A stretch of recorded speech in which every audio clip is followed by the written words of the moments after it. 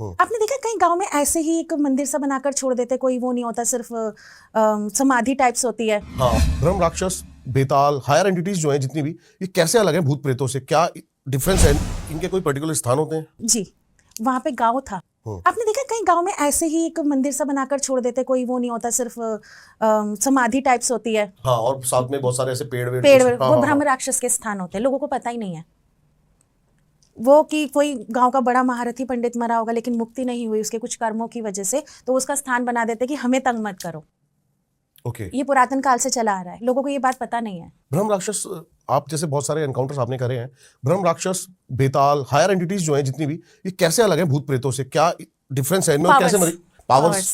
Okay. जैसे एक आप हो, और भी पॉडकास्टर्स है, लेकिन एक आप हो, एक शुरू हो रहे हैं, एक अच्छे लेवल पे पहुंच गए हैं, पहुंच के छोड़ चुके हैं, ये ऐसे पोस्ट है। ओके। जितना ज्ञान आपकी सोल में है, आपकी सोल उस हिसाब से कैटेगरी चलती है, क्योंकि आपने कुछ कर्म ऐसे किए होते हैं, मुक्ति नहीं हो सकती, दूसरा शरीर नहीं मिल सकता, तो आप उस योनि को भोग कर जाते हो। तो कई बारी आपकी सोल का चयन भी होता है, कई बारी वहां से भी आपको भेजा जाता है कि आप इस योनि में जाओ। अभी हम हाल ही में सबसे ज्यादा कैसे केसेस आपको देखने को मिल रहे हैं? हाल ही में मोस्ट प्रोबेबली ब्लैक मैजिक में सबसे ज़्यादा जो मैंने देखा है आपका वशीकरण और ये हेल्थ इश्यूज ब्लैक मैजिक से, और इससे भी अगर इसके इक्वल करो तो स्पिरिट पोजीशंस। ओके। हमारा ऑरा आज की डेट में मटेरियलिस्टिक इतना हो गया। देखो लोगों के घर में ना आचार नहीं होता, विचार नहीं होता, संस्कार नहीं होता। मतलब लोग बुरा ना माने इस बात का, बट लोग ना नहीं करते। जो पहले के टाइम पे शंखनाद हुआ करते थे घर में, कुछ भी नहीं करते जी, शंखनाद हुआ करता था घर में, दिया जलता ही जलता था। आजकल जले ना जले क्या फर्क पड़ रहा है? सो वो ना सही नहीं है।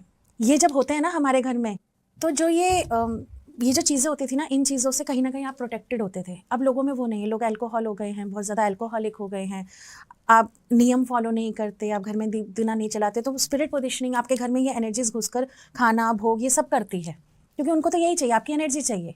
आपका ऑरा वीक होगा तो वो तो आपसे आके ताकत लेंगे ना, जैसे बैटरी चाहिए होती है लाइट को चलने के लिए, ये जो गैजेट्स को हमें एनर्जी देनी होती है, उनको भी एनर्जी चाहिए होती है। अब उनका एनर्जी सोर्स क्या है? ह्यूमन ही तो है आजकल। लेकिन मैं जैसे कि अभी देख रहा हूँ ना, मेरे पास काफ़ी सारे पॉडकास्ट के लिए आते हैं लोग, तो सबसे जो कॉमन प्रॉब्लम है कि लड़कियों के साथ बड़ा गलत काम कर रहे हैं। जी, बहुत। तो ये कोई एक अलग एंटिटी है या फिर क्या है ये? सर देखो, आजकल ना तामसिक एनर्जी बहुत बढ़ गई है, सेक्सुअल डिज़ायर ना इंक्रीज अ लॉट। अब लेट्स से कोई लड़का है, फुलफिल डिज़ायर नहीं हुआ, समहाउ उसने अपने आप को मार लिया, तो अब वो किसी फीमेल एंटिटी से जुड़कर या फीमेल एनर्जी से जुड़कर वो सेक्सुअली एक्सप्लॉइट ही तो करेगा। मेरे पास केस भी है। क्या था?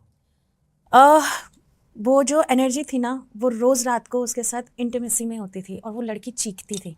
हमने ब्लड क्लॉट्स भी देखे हैं, वो प्रॉपर बॉडी पे स्क्रैचेस भी हैं, प्रॉपर पोजीशन बनते हुए देखी है मैंने। ओके।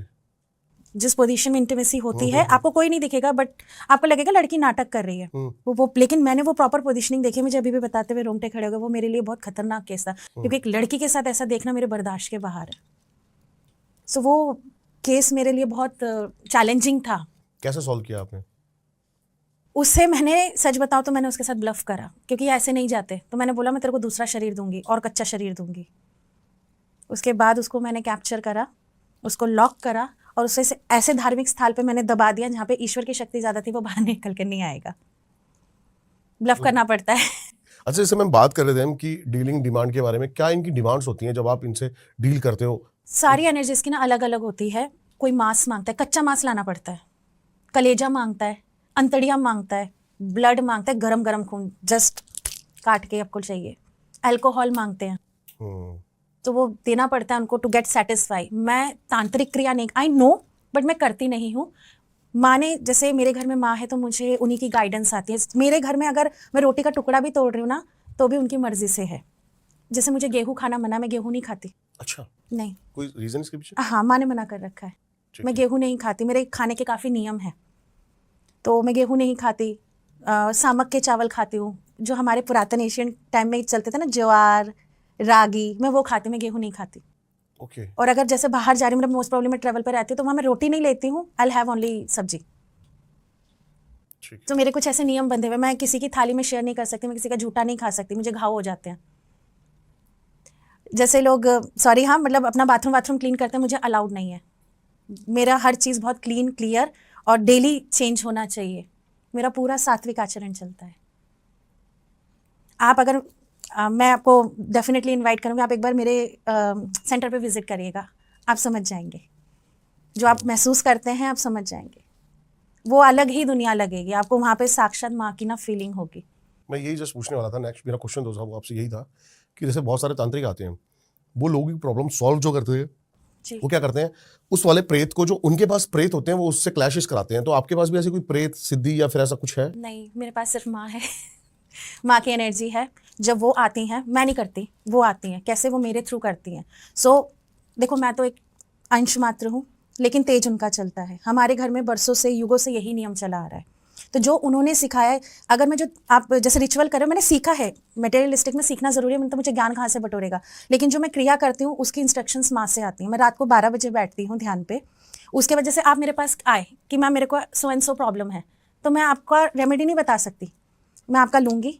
मैं रात को बैठूंगी, फिर माँ से ध्यान में, मेडिटेशन में, ध्यान में जाकर फिर वो मुझे बताती है इसका ऐसे ऐसे करियो। इसने मेरी जो रेमेडी है, जो उपाय है, वो 100% होता है, क्योंकि उसमें मेरा दिमाग लगता ही नहीं है। वो सारा उनका गाइडेंस होता है और वही बताती हैं। अगर वो मुझे आपके बारे में नहीं बताएंगी या गाइडेंस नहीं देंगी तो मैं मुंह नहीं खोल सकती।